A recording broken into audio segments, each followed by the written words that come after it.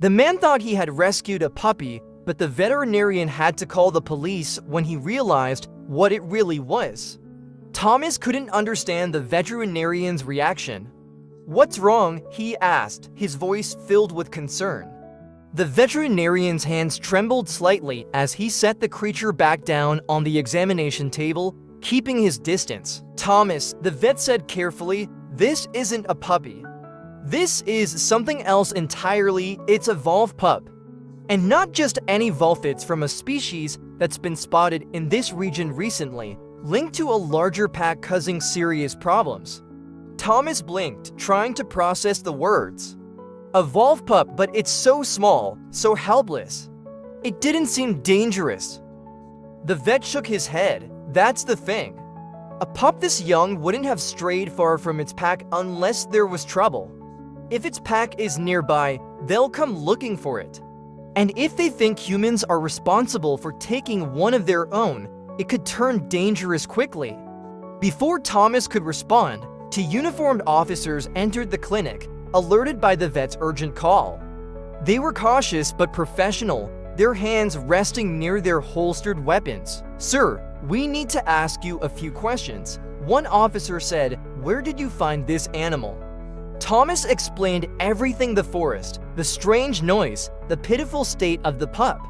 "I didn't mean any harm. I just wanted to help it," he said earnestly. The officer exchanged a look with his partner. "We believe this might be linked to recent sightings of a rare hybrid species, part wolf, part coyote, that has been reported in these woods. They're fiercely protective of their young. You could have put yourself and others in danger." Thomas felt a cold chill run down his spine. He looked down at the small, furry creature, which now seemed more mysterious than ever. It whimpered softly, its wide eyes locking with his. Despite the warnings, Thomas couldn't shake the connection he felt to the creature. The officers discussed options with the veterinarian. The pup would be handed over to wildlife authorities for proper care and eventual release into a sanctuary. It was the safest course of action for both the animal and the community. At home, Thomas and Marie shared the story with their children, who were both amazed and a little disappointed that their puppy was going away. Even their dog Benjamin seemed calmer now that the creature was gone. But Thomas couldn't stop thinking about the pup. Over the next few weeks, he kept in touch with the wildlife team, checking on its progress. The team eventually invited him to visit the sanctuary, where he saw the now thriving pup among others of its kind, learning to survive in the wild. As Thomas watched the young creature bounce and through the trees, a sense of awe washed over him. The forest held secrets beyond anything he'd imagined, and for a brief moment, he had been part of that mystery. It was a reminder that not everything we encounter is what it seems, and sometimes, the most unexpected discoveries can teach us the greatest lessons. Months passed, but Thomas couldn't shake the feeling that his encounter with the Vault Pup was only the beginning of a larger story.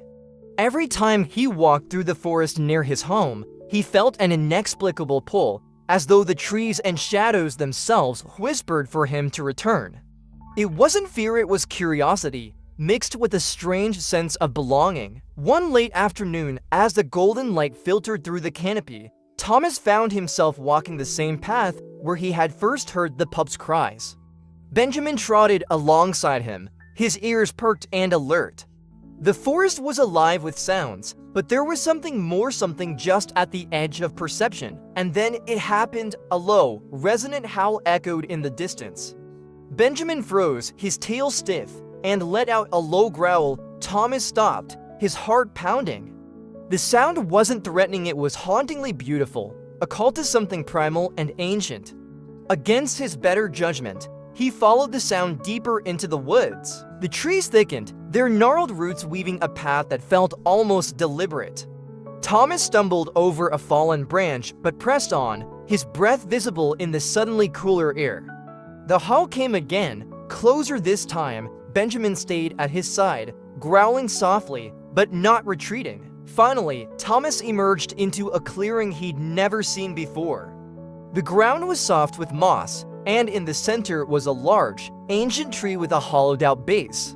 Standing there, illuminated by the fading sunlight, was the Vault Pup, but it wasn't alone. 2 adult wolves flanked it, larger than any Thomas had ever seen. Their eyes glowed faintly, reflecting the dying light, and their fur shimmered with an almost ethereal quality. Thomas froze, his instincts screaming at him to back away, but his feet were rooted to the ground.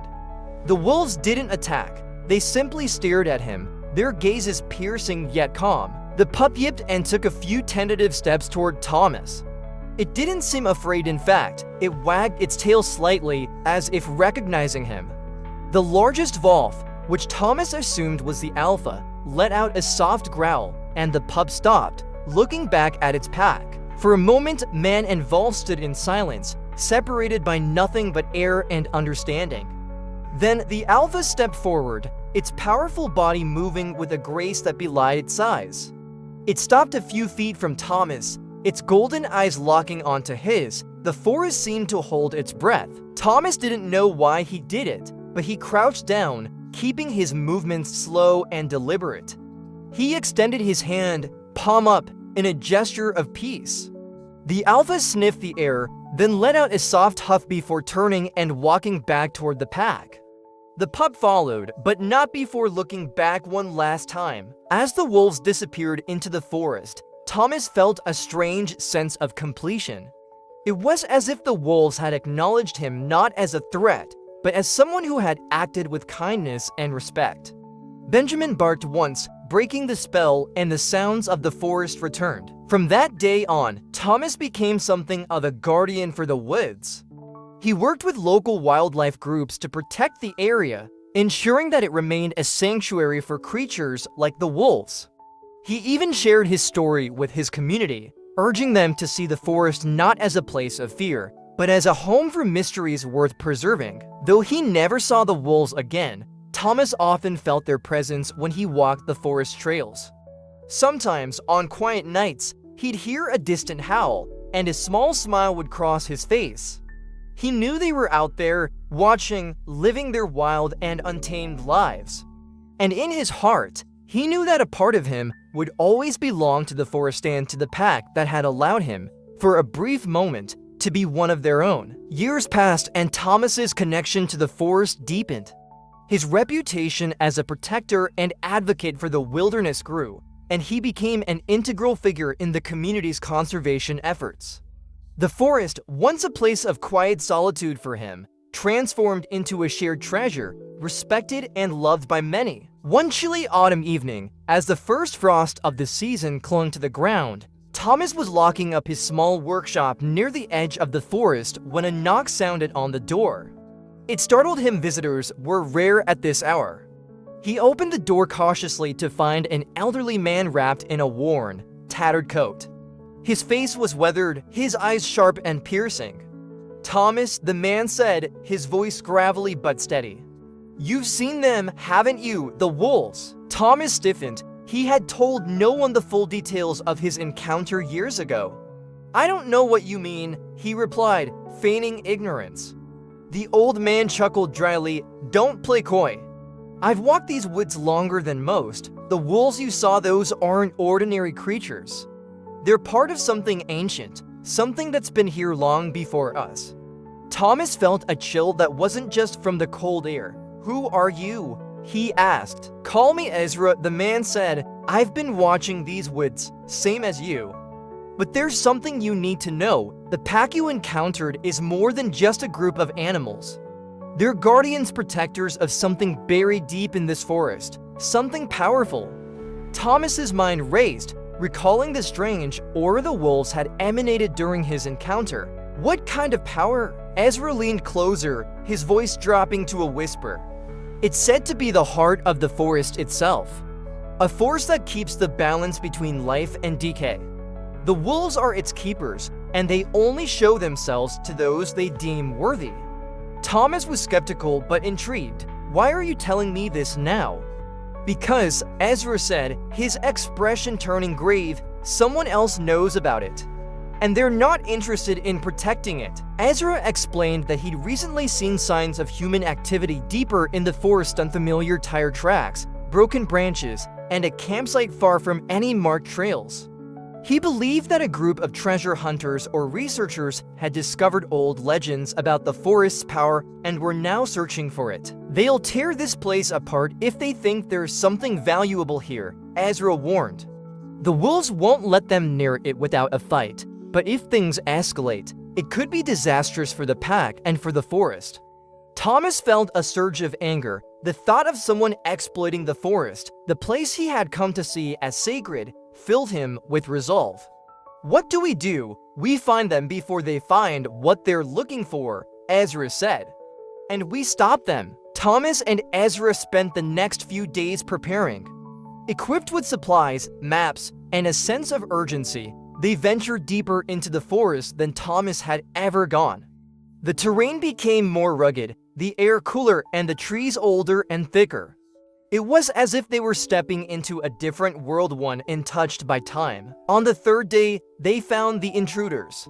A group of four people, armed with heavy equipment and maps, had set up a makeshift base near a rocky outcrop. The air around the site felt wrong, heavy, and charged, as though the forest itself was resisting their presence. Thomas and Ezra observed from a distance, formulating a plan to confront them. But before they could act, the wolves appeared. The pack emerged from the shadows, their movements silent and coordinated. The alpha was larger than Thomas remembered, its eyes glowing faintly in the dim light. The intruders froze, their bravado quickly replaced by fear. One man raised a weapon, but the alpha let out a deep, resonant growl that seemed to shake the ground. The weapon clattered to the ground as the man's hands trembled. Thomas knew this was his moment. He stepped into the clearing, raising his hands in a gesture of peace. "Stop," he called out, his voice firm. "You don't belong here. Leave now, and you'll be safe." The intruders hesitated, but one of them, a woman with a determined expression, stepped forward. "Who are you to tell us to leave? This forest doesn't belong to you." "It doesn't belong to anyone," Thomas replied. "It's alive and it's protected. If you disturb it, you'll face more than just the wolves." The alpha wolf took a step closer, baring its teeth. The message was clear. The intruders, now visibly shaken, began to retreat, gathering their equipment. The woman glared at Thomas, but said nothing as they disappeared into the trees. As the last of the intruders vanished, the wolves turned their attention to Thomas. The alpha approached him slowly, its golden eyes locking with his. It stood before him for a moment that felt like an eternity, then bowed its head slightly, a gesture of acknowledgement. Thomas felt a deep sense of honor and responsibility. He had been tested, and now, it seemed, he had been accepted not just as a friend of the forest, but as a guardian in his own right. When he returned home, he knew his life had changed. The forest wasn't just a place of beauty and mystery, it was a living entity, a force worth protecting at all costs. And Thomas, with the trust of the wolves and the wisdom of the woods, was ready to defend it against whatever threats the future might hold.